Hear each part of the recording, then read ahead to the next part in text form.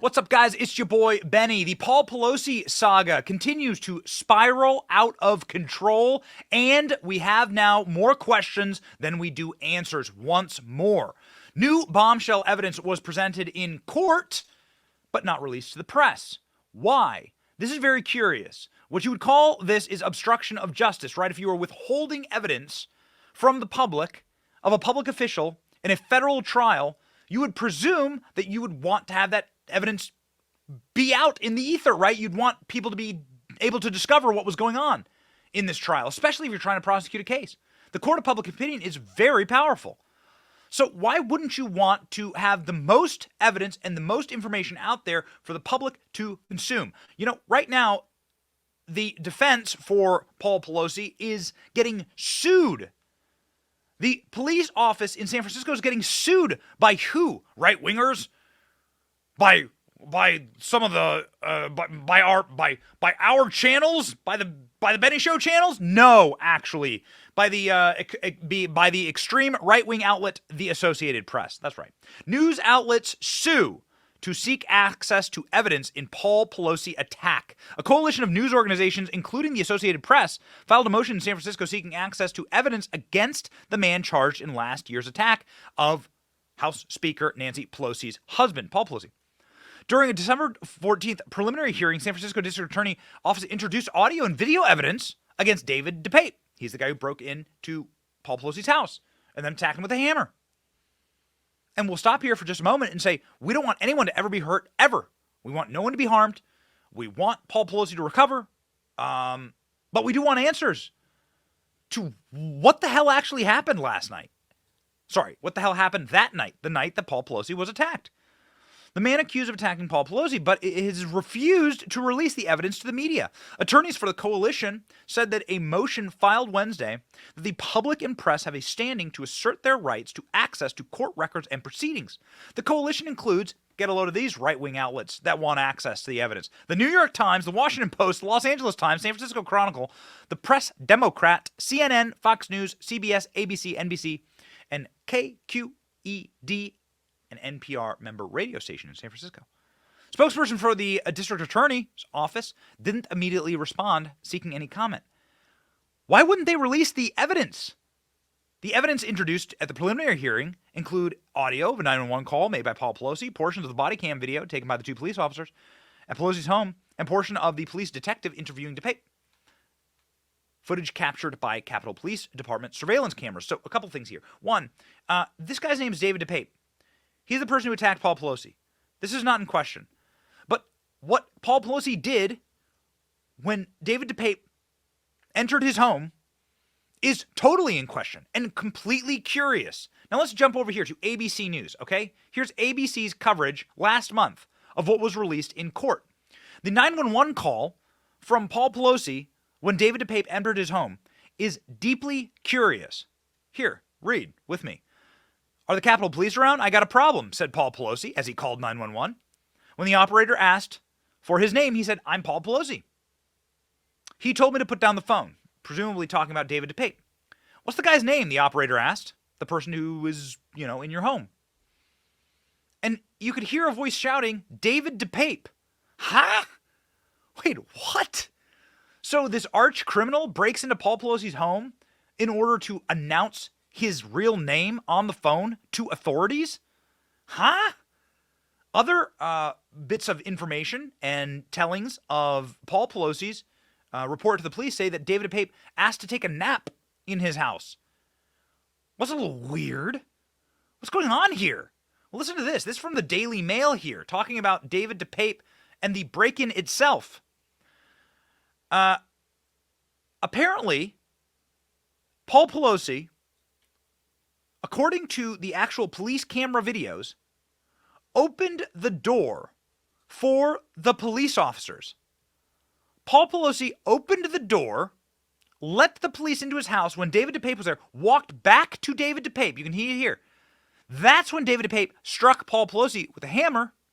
Paul Pelosi, when he opened the door for the cop, he didn't cry for help. He didn't panic. It's extremely weird. These details are confirmed by the San Francisco District Attorney, Brooke Jenkins. The filing also reveals that Pelosi was trying to remain calm throughout the entire encounter, so he didn't communicate clearly that somebody had broken into the house or that he felt in danger. Pelosi was asleep upstairs when DePape found him and hovered over his bed. Weird. Strange. Why would Paul Pelosi open the door for the police officers and then walk back into the house? He neither yelled nor screamed. Police ended up going into the house where they were greeted by DePape and Pelosi, standing together. Pelosi answered the door with his left hand, keeping his right hand on the bottom of a hammer that he and DePape were both holding. DePape had one hand on the top of the hammer and was holding Pelosi's arm with the other. The charging document describes it, a situation that was calm, then turned into panic, dropped the hammer, the cop screamed, and that's when Paul Pelosi was struck with the hammer. These are like very curious details. Like, what exactly is going on here? Well, who is David DePape? The media has painted him as some type of massive right-winger, but that's not what his neighbors said about him. Listen. They are just, nudist drug abusers, and that's who gravitates toward them. And the children who live there seem to be underage or under 18. I'm not sure how old they are. Okay. And Trisha, again, what do you say their politics are? I'm not sure. I would imagine that they're more left-leaning because of their support for the gay community and for, for other people. But it is... now I'm not sure what way they lean because they have the flag. Yeah, they have a flag. They have like a gay pride flag and a BLM flag up in their house. That's their neighbor. This is David DePape's neighbor, saying that he's a left-leaning nudist. You remember this live stream clip from San Francisco Police Department? Inside of the little courtroom, you can hear the reporters being like, "Wait, this guy's the nudist drug abuser?" Left winger? Okay, so is this the dude that was a former, nudist dude? Okay. Yeah, okay. Is it okay to say any of that stuff? No? Yeah, all right, cool. All right, but we kind of have a working knowledge of who this guy may be. Hang on one second. Let me go see what they've got. Wait, so we're not allowed to say he's the nudist drug abuser? Like his own son says? They talked to the guy's son, David DePape's kid.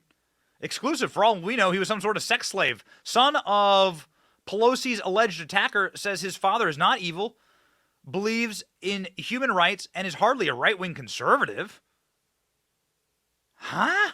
The man accused of breaking into Nancy Pelosi's house, battering the elderly husband with a hammer, suffered a traumatic life, according to his son.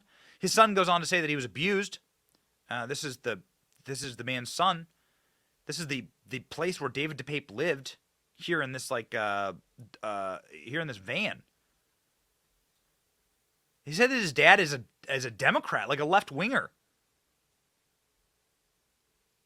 who's a nudist drug abuser, and was abused himself. So it's like, why would they cover that up? Like, if that's the fact, why would they cover it up? Why would they fire this reporter? So it is crazy, okay? NBC News went out with a accurate report. This guy named Miguel Aguilar, who's a reporter for corporate media, went out with an 100% accurate report about what happened to Paul Pelosi, and then he was kicked off the air. And they deleted the entire segment. Of course, we captured it. Here's the segment. When officers arrived here at the Pelosi home exactly a week ago today, they initially didn't have any idea exactly what was going on. They knew they had a high priority call on their hand. What was unclear, what was happening inside the property just behind me. This morning, Paul Pelosi is home, back at the house that became a crime scene a week ago today. NBC News learning new details about the moments police arrived. Sources familiar with what unfolded in the Pelosi residence now revealing when officers responded to the high-priority call, they were seemingly unaware they'd been called to the home of the Speaker of the House. After a knock and announce, the front door was opened by Mr. Pelosi. The 82-year-old did not immediately declare an emergency or tried to leave his home, but instead began walking several feet back into the foyer toward the assailant and away from police. What, are you hearing that? I mean, we got to stop this for just a second. So, again, this report, while it is shocking and very curious, extremely strange, and Paul Pelosi has a lot of questions to answer, like, why didn't you declare an emergency? Somebody's attacking you. Why don't you just run out? The police are there. You opened the door for the police? The attacker, gave the officers his real name? What? It's so strange. Doesn't make any sense. And now we know through the court documents and through the videotapes from the officers, the body camera footage, that this is all true. But they won't release the footage. Why? This makes no sense. Why not release the footage? Why not make your case in the court of public opinion? There are so many questions about it. Have you heard the 911 call? Here's the 911 dispatcher talking to each other about what Paul Pelosi told them on the phone. Northern 4-car, A priority 910, 2640 Broadway, across of Scott and Normandy. Hey, 14-hour copy. RP stated that there's a male in the home and that he's going to wait for his wife. RP stated that he doesn't know who the male is, but he advised that his name is David and that he is a friend. RP sounded somewhat confused. 12 over back. I don't know, man. I don't know. I these kind of things. I'm not trying to say that Paul Pelosi should. He's an 82-year-old dude, that he should have all of his faculties together in the small hours of the morning. He does have a drinking problem. We know that. Paul Pelosi was picked up for drunk driving. He crashed his car. So, who knows? Who knows? Maybe he'd had a couple. But this is weird behavior, man. He calls the guy a friend, according to the calls and according to the recordings that we're not allowed to listen to, calls the guy a friend. He says that, again, that's just the words he used. I don't think David DePape was actually a friend of the Pelosi's. But nonetheless, who was David DePape? Well, his own son says this, and I quote. This is according to the Daily Mail. All right? David DePape's son debunked the idea that the attack was politically motivated. My father had a lot of political views. He told me a lot of different things, but he didn't subscribe to the Democrat or Republican Party. DePape says the two parties were just covers and colors. What matters are the policies of individual person. Each individual person is unique, and it isn't about left or right. Gonzalez, who's David DePape's son, said that he believed his father was a member of the Green Party. My father had progressive views. He believed in human rights, equality, justice, and he was against the war. He was a peace activist. He was hardly a right-wing conservative. Huh? So, to summarize here, and let's pop back over to the AP, the authorities won't release any of the footage. They won't release any of the recordings. The AP and the New York Times and the Washington Post and CNN, a bunch of left-wing sites are suing because they want access to this stuff, and they want it so that we can answer these questions. These are important questions. So here's what we know. We know that the people who know David DePape, they thought he was a Green Party member or an extreme left-winger. He was a nudist. He was a drug abuser. He was also an illegal immigrant. And we also know that Paul Pelosi behaved curiously and very strangely that night. Why? The easiest way to figure that out is to just release all the evidence. So, as we've called for on the show many times, release the evidence. Sunlight's the best disinfectant. Release the videos, release the tapes, let people see what happened, and it'll all shake out. But if you keep withholding the evidence and you keep it from these news sites that are literally suing you, some of the most left-wing news sites in the world are suing San Francisco in order to get access to this stuff because we want to know the answer. And remember, ladies and gentlemen, skepticism is never incorrect. You can always be a skeptic. Being a skeptic is a prerequisite to finding truth. This is how that process is done. And truth is all we ever want here, okay? So we're just asking questions and presenting you here with a bunch of corporate media articles that show you exactly what happened here in the courtroom. Paul Pelosi did answer the door. Paul Pelosi didn't declare an emergency. Paul Pelosi walked back towards his attacker. I don't know, man.